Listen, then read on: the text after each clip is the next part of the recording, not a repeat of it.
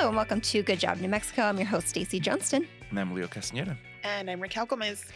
And we are doing our season wrap-up. I can't believe we're at the end of season 2. We've had 19 incredible guests this past season that kicked off with our own cabinet secretary, Sarita Nair, who came back and joined us as a special guest co-host later. And the amount of people that we've spoken to blows my mind on all the different occupations that we've heard from.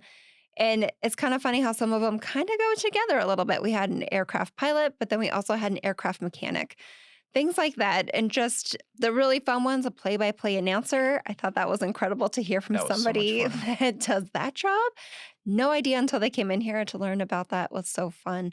But I'm also really excited to announce that both Leo and Raquel are going to join me as my permanent co-hosts for season 3. So please come back and join us as we dive into more amazing guests. But in the meantime, let's just go over some of the people that we did talk to this year. Some of them are straight from our agency, like our HR generalist, Rose. And some are just exciting people that we've known throughout our career, like the journalist that I work with, Matthew, at the Albuquerque Journal. So, yeah, what did you guys Well, okay, I asked this off mic, but I'm asking on mic. Now that you're going to be our permanent co-host, season 3, did you guys listen to all the episodes in season 2 and 1? I'm going to be honest. I didn't listen to all of them, but I listened to, of course, I listened to the first one because I myself was curious. I was like, I want to know the secretary's journey. And that was, both for my job, but also because, I admire her as a person. And also the ones that were really interesting, like the play-by-play announcer. I was like, what is that? What do they do? And then, of course, the ones that I was on. But to be completely honest, I did not listen to every single episode. But Homework assigned. That is my homework assignment. Oh, yeah. Even John was a guest co-host with us this year. So that's fun. Expect to hear more from him. We're getting him his own mic for season 3. I listened to every single one. I like learning about the ones that I don't, because I think every job is interesting. I think every job has the potential to be so interesting, and so like one that sticks in my mind was Vanessa Baca, who works for the city, a job that I had no idea existed, had no idea could be so interesting, and really understanding the way that there are these people that make the world around us function and that kind of fill in the fabric of just living in New Mexico, living in Albuquerque. But you don't ever really think about it a lot of the times, or think that that's a career or job that someone could have or that you could have. And so I love listening to those episodes where I think I had no idea what a aquarist is. And now I do. And now I think it's so interesting. And so, yeah. We still talk about it. We're like, okay, river otter. River otter versus sea otter. Yes. Oh, yeah. When I see an otter, I'm like, oh, that's definitely a sea otter because they have, the pockets, but the river otters don't have the pockets. Exactly. That one was a fun episode. Yeah, it was a great episode. So I love. Especially because that's an occupation that kids that you talk about since you're kids. You're like, I want to work with animals. I want to be a sea biologist, or, work with animals. I want to be a dolphin trainer. And we actually had somebody that does that and got to talk about how she got to do that. And it's real. It is a real pathway. And if that's what you want to be when you grow up, you can absolutely be that when you grow up. I went to the zoo recently, and I was definitely looking at the glass and the penguins, where the penguins are, because of, what we learned in this is another PSA, don't lick the glass. Don't lick the glass. Don't touch the glass, because there's a lot of saliva on it. I mean, it's there for you to look through and for others to enjoy. And I'm sure there's someone that would prefer not to clean people licking the glass. Marks like that. But yeah, that was really funny. And I think what I also really enjoyed hearing from people is their just path to where they landed and how they thought they were going to go in a totally different direction. And then midway through or in the beginning thought, nah, that's not for me. I'm going to go this totally different direction. One I wanted to bring up was Brad Hoy, talking about it one day and then becoming a pilot next day. That's insane to just decide, hey, tomorrow I'm going to just go fly a plane. Yeah. Never done it before. Never fun. been in a plane, but I'm going to go do it. So that's fun. It's almost I like know. that was the path for a lot of people. Like they didn't know, or that wasn't the goal, and they just ended up going that way because of some circumstance that happened. And I think that happens to all of us. For sure. It's so reassuring to hear Yeah. that from multiple people that you don't have to have it figured out and you can Yeah. just Mm-hmm. change your mind moment to moment and go into somewhere different direction and be somewhere totally different than you expected and be happy. Or like So- what's Right. for you will come for you. Like it'll be Yes. meant to happen. Meant to And be. it really is like thinking about or believing in divine intervention. Like really what I'm doing right now is what I'm supposed to be doing. And loving it is the bonus. As we're wrapping up, I'm just going to do another little shout out. So do you ski? Do either of you ski? I do not ski. Do you ski? Oh, no. I've Oh. done I've made a snowman. That's Oh. it. I've never been sledding or anything. I've never even tried. sledding. I know. Try to I've ski. tried, and I think it's just I don't like the cold. And I just like, I Yeah. don't like it. I don't like being wet. I don't like hurting myself because I fell a couple times. I'm just like, I want to go inside and drink some hot Yeah, chocolate. for sure. Yeah. I wouldn't mind watching people come down the hill. Yeah. Totally I've- different. Totally different. I've skied. I wouldn't say I ski because I think that implies a level of competence that I don't necessarily think that I have. But I think it's very fun. I think it's super fun. And if you're thinking about doing this as a seasonal job, those jobs are coming up right now. So ski season's coming up. If you want to learn more about the different jobs, go back and listen to our episode with Tommy Long. And I'm just mentioning that because they're hiring right now, ramping up for the season. So go check that out. I think those types of like summer jobs, winter jobs, seasonal jobs are such a great way to learn skills that you might never think of how they'll apply. And like for my own career, I feel like the most valuable skills I learned in working with other people, I picked up working in the holidays at a Barnes & Noble. Mm-hmm. If you can put through that kind of seasonal work, you can survive anything. I worked at Toys R Us when Toys R Us was still open. And we called it like our season. And we would work I was a teenager between the ages of like 16 and 18. And I was the customer service. And this was before the stores were open 24 hours. So the day after Thanksgiving, Black Friday, I would show up to work at 5 and there was already a line wrapped around the building. And I would be the one that would, click the door to open it. And No. I would have crowds of people running at me. God. But I loved it. It was You didn't get such a trampled? rush. Oh, I got pushed. I got elbows were up. Oh my gosh. But it was such a fun experience, and that's where you learn patience. That's where you learn customer service. That's where you learn, working with your coworkers and work ethic. It's so important to show up to work on time. It's important to, provide that level of customer service and deal with people that may be frustrated for reasons that are outside of your own control. And those are skills that we take with us in every job. So I think everybody should have retail or restaurant experience because it really teaches you some valuable lessons wherever you go. If you had to switch jobs with anyone that we've interviewed this season, who would it be? The aquarist.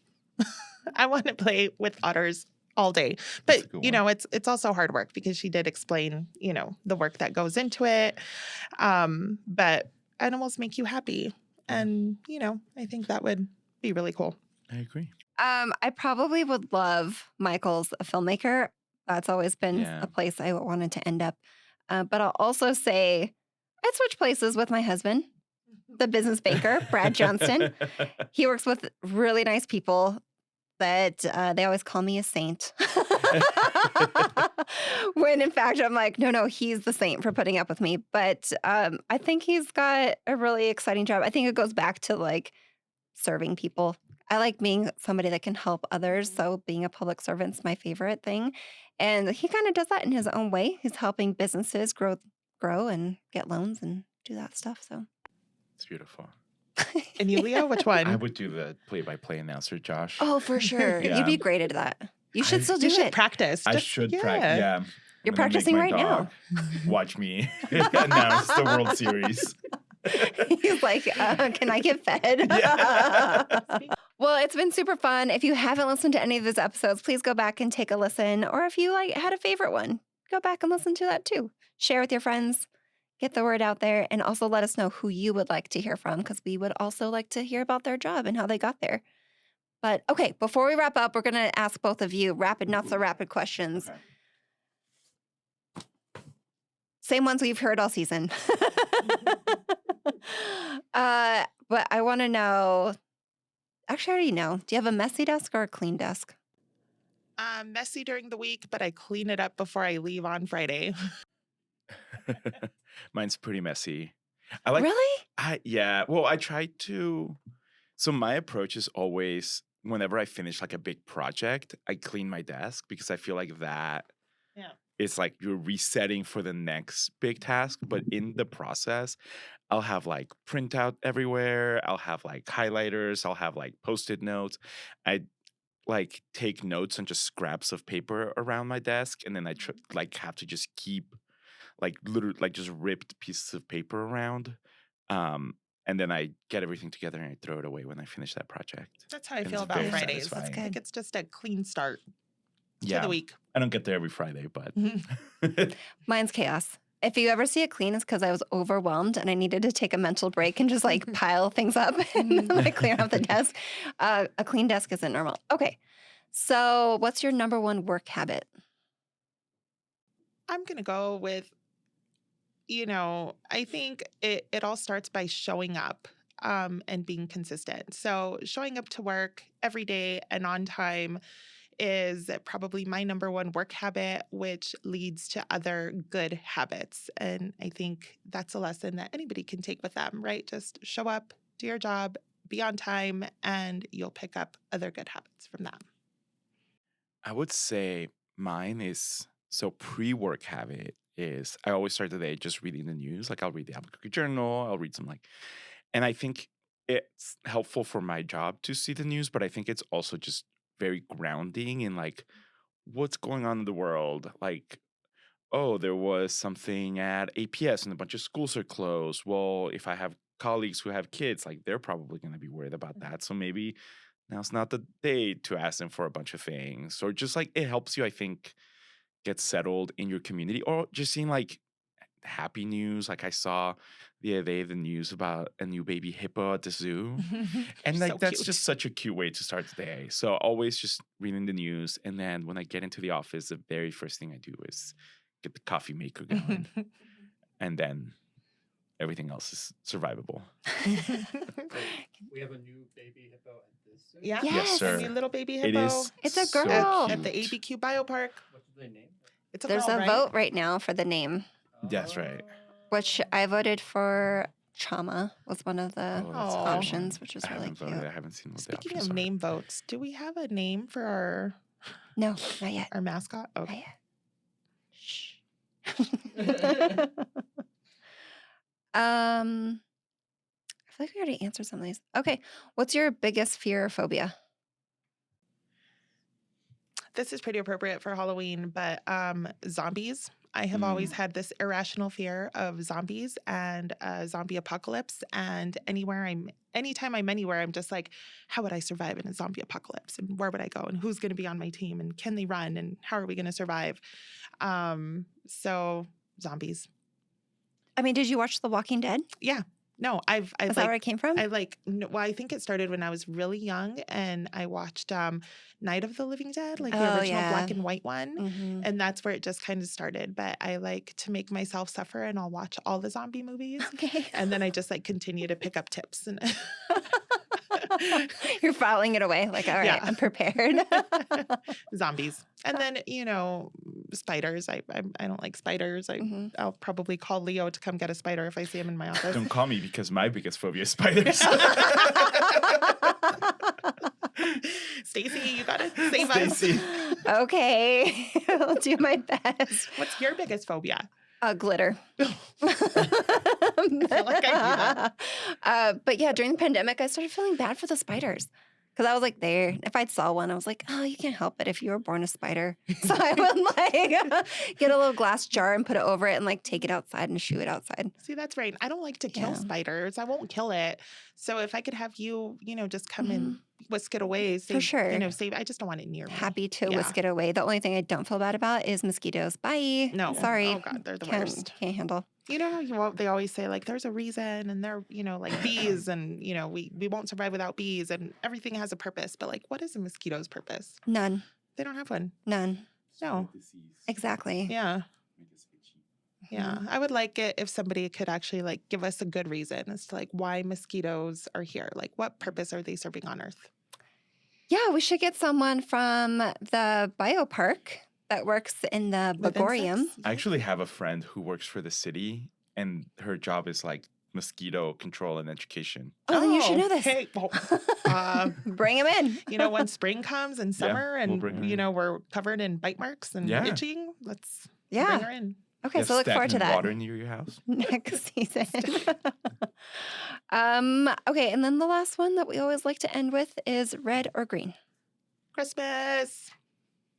Christmas. I can't decide. I like them both. It depends. You never know. I mean, there are times when you gotta choose one If depending on I'm the place. in but- southern New Mexico, green chili, northern New Mexico, red chili. Over here in Albuquerque, it could go either way. So I'm just Christmas, man. Awesome. Well, thank you don't so like chili. Stacy's like, I'm not going to answer because I would say No hold the comment. chili. I've only tried green a little bit, and that was this year. hmm So Great job on like coming out Thank of your you. comfort zone. Though. Aw, That's amazing. thank you. Yes. That's really nice. I feel encouraged. Yeah. So we'll see if we try red. We'll see what happens this next season. I look forward to that. Me too. Oh, yeah. Maybe we'll have some come in. Yeah. Maybe somebody from like like a chili farm or the Fruit Basket in Albuquerque off 4th. They have some great chili. Yeah, that sounds Roast hot. some chili in here. Yeah. In here. It's totally fine. Totally safe inside the building. Okay. Dan will be like, no. Yeah. Well, anyway, thank you so much for joining me, both of you, on this season 2. And I can't wait for season 3. And I hope you all stick with us. And we'll see you in the new year. Woo. Bye. Thank you. Thank you. This has been a New Mexico Department of Workforce Solutions production. Our producer is Milo Koleski. This episode was engineered and mixed by John Sloan. Theme music is One Fine Day, courtesy of podcast.co. Follow the show on social media at GoodJobNM. For program funding, visit our website, dws.state.nm.us/funding. Bye.